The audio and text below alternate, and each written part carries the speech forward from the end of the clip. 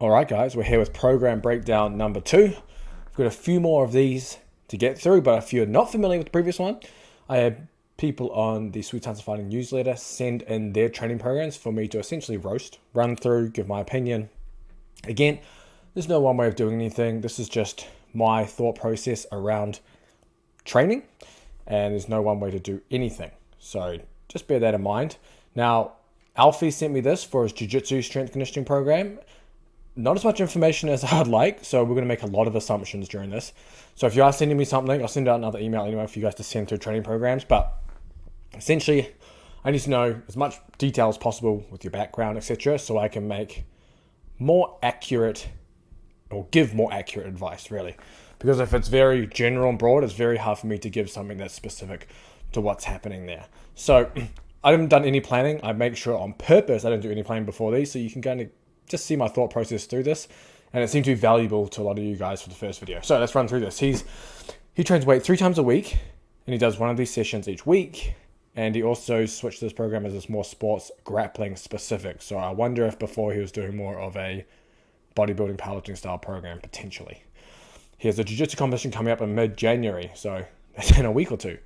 Okay, so let's just start with the overarching split here. So upper body, Jiu-Jitsu, power, calisthenic, isometric, and then we have lower body, core. Okay, so upper, lower, power, isometric. Okay, upper, lower, full body, really, kind of, if we want to really break it down simply. So let's just assume he's training for a competition. So let's just assume the average person is probably training 4 times a week Jiu-Jitsu if they're leading up to competition. Most people work, etc. So we'll say 4 times a week. We'll just assume that because he was doing a program before this, he has some strength training background, has some general strength behind him, probably more geared towards the strength hypertrophy side in terms of training before this. So we'll assume that. And we'll assume no injuries and all that kind of stuff. So let's have a look. So we've got upper body, day 1. This looks like it's day 3 because it's weekend session. So day 1, upper body. There's no sets here. So let's also assume that these are 3. When it doesn't have the sets, this one has 5 sets. When it doesn't have sets, we'll assume it's 3 sets. And I'm assuming that exercises together are supersets as well. So bench press, 3 sets of 5. We don't have load here either. But let's just assume it's 2 to 3 reps shy of failure. So 3 to 5, push press, landmine rotation. So we've got horizontal push, upper body, quote unquote power push, rotation, another push. Oh, okay. Weighted chins, supersetted with rows. Okay, so just looking at the session in isolation, we have 1, 2, 3. We can count that or raise as kind of another push because it's shoulders. So 4 pushing exercises, and these 2 are superset, and quite a bit of volume too. So this was sent to me end of December. So we're saying like a month out, and we're doing 3, 8, 12, 15 sets of pushing in one session, which is very high volume in terms of athletic performance programming. Ideally, you'd want to see the volume dropped entirely, especially leading to a competition, and you typically want the intensity to be higher because if we're having, 6 reps on a shoulder press, I don't know if it's dumbbell or barbell, let's just assume it's dumbbell, is relatively, I would call low reps for dumbbell exercises, but 5, 6s, 4s, typically you can do 5, 6s, and 4s, but typically you might even go lower to like 1s, 2s, 3s, and 4s, depending on what you're trying to get out of it. The 5 sets is a lot of sets of this little complex here. Even if you brought that down, reduce the volume there, potentially even just remove this entirely, you don't actually need this, and that's kind of just like fluff work on top of everything else you've done. That'll automatically drop the volume. I don't mind doing bench press and push press landmine rotations. That's okay. When we get down here, we're doing weighted chin supersetted with rows. This is where you can start to run into problems because you basically ruin the performance of the weighted chins by doing the rows, and then you ruin the performance of the rows by doing the chins, and then it just becomes this cycle of once you've done the first set, everything turns to shit. So ideally, if you wanted these exercises in there, you either do them straight sets separately, or you would say bench press, superset it with weighted chins and move that up there. And then you can do that single arm dumbbell row, or single arm dumbbell row on its own down here. Or ideally, you could just have these on different days. So weighted, like vertical pulling this day, horizontal pulling another day, etc. Dips and curls, that's perfect. Nothing wrong with that. That's just your extra arm work. So yeah, that's how I would change that day in isolation, and it probably carries over well to the rest of the week too.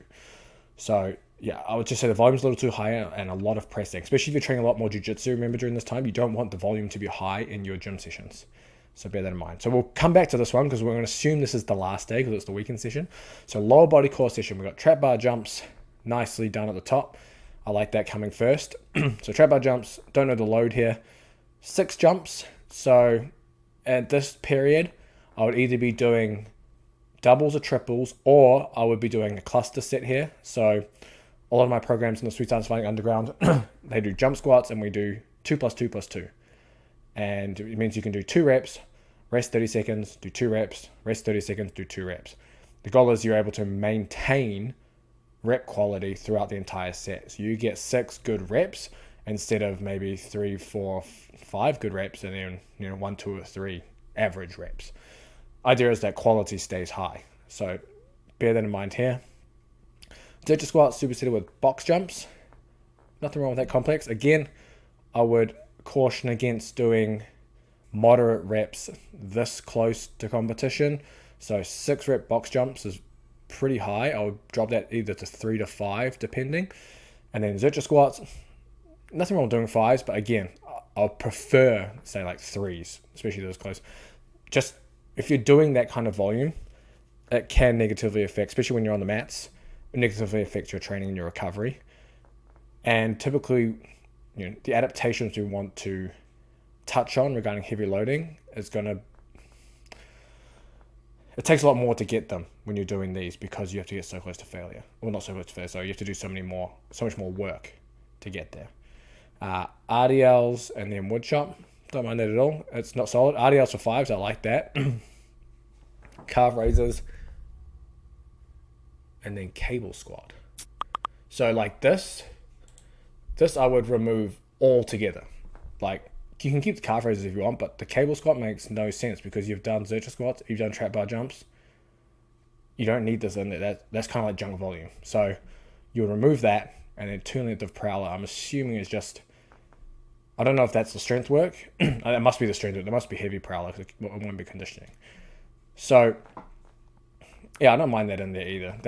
That works quite well. Again, just be wary of the volume. Like if it was only say 2 sets of Zercher squats, maybe 2 sets of RDLs, cool. If this was like 4 or 5 sets of Zercher squats, then probably not cool. Now you can also, depending on maybe injuries or how beat up you're feeling, you could replace your main squat movement here with the prowler, and you can do heavy sled pushes as your main movement. Works well. I've done that before with various athletes who knee problems, all that kind of stuff. You can get pretty damn strong pushing these things. So that's just something to be aware of as well. And then the weekend session is a power calisthenic isometric session. So remember, he switched this because it was more sport grappling specific. I would argue it probably isn't. I would argue that the specificity aspect probably doesn't. Okay, if you're doing like a pure bodybuilding program, yeah, anything's going to be more specific. But I would argue that just getting strong on these main lifts is going to be your most specific thing anyway. So hang clean for 4s. Again, I would bring that down to 2s. 4s on the hang clean is pretty rough. And I'm assuming that's hang power clean as well. But it's good that it's first in the session. Single arm landmine press with isometric. So we've got another day of pressing. So we've got all this volume of pressing. And then we have more pressing and more pressing here. So this is really heavily skewed to pushing, and I would just be wary, like, even though jiu-jitsu is a sport of, say, holding, framing all the time, like, you feel your shoulders and arms, especially if you're framing hard against different people, depending on, positions, etc. So doing all this pressing volume may not be the best idea, especially leading into competition. And if this is a power day, that kind of doesn't really fit. The only thing that fits is this hang power clean, right? So you've touched on some of the power work here, which is cool. Hang power clean, and you've just gone into full upper body strength hypertrophy style training, really. So I think this session would be better off. I mean, ideally you could probably fit, honestly, 2 days into an upper lower strength power, or you could do 1 day full body strength, 1 day full body power. There's a couple of different ways to do 2 times a week. I don't think you need this third day, to be honest, and you would still make gains. You would probably recover better, and you would feel far better going into competition. If you were hell-bent on doing a third day, I would keep this day probably just pure power-based, almost like a primer. So you would have your hang power clean is your main one here. You might do some kind of throw. You've already done your jumps here. So hang power clean, some kind of throw. Maybe even here you'd add some kind of conditioning if you needed it. If you're only doing jiu-jitsu 4 times a week, you may need to add extra. So it might be some kind of throw, hang power clean, sprint intervals as an example. That would make a little more sense. The isometrics in here, bicep isometric chins. I mean, you're doing weighted chins here. I mean, you could have them in. It's not going to be an issue, but if you're hell-bent on doing some kind of isometric, you could do that too. But again, you're supersetting isometric chins with bench dumbbell rows. You're supersetting 2 pulling and supersetting 2 pushing. Just swap those around so you're not doing push. You're not doing 2 push. You're doing push pull. As an example, if you're going to keep this. But yeah, hopefully that gives some context into this program.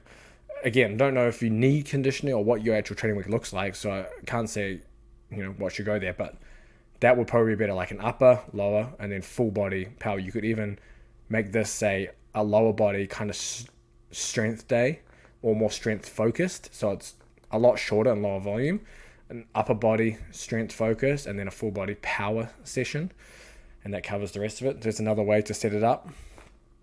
Yeah, hopefully that gives you, or gives everyone listening, some ideas into how this could be made a little better. Hope you guys got something out of it. Make sure you send me your programs in the emails. And if you enjoyed this, let me know down in the comments as well, because I'll keep making these, and I'll see you in the next video.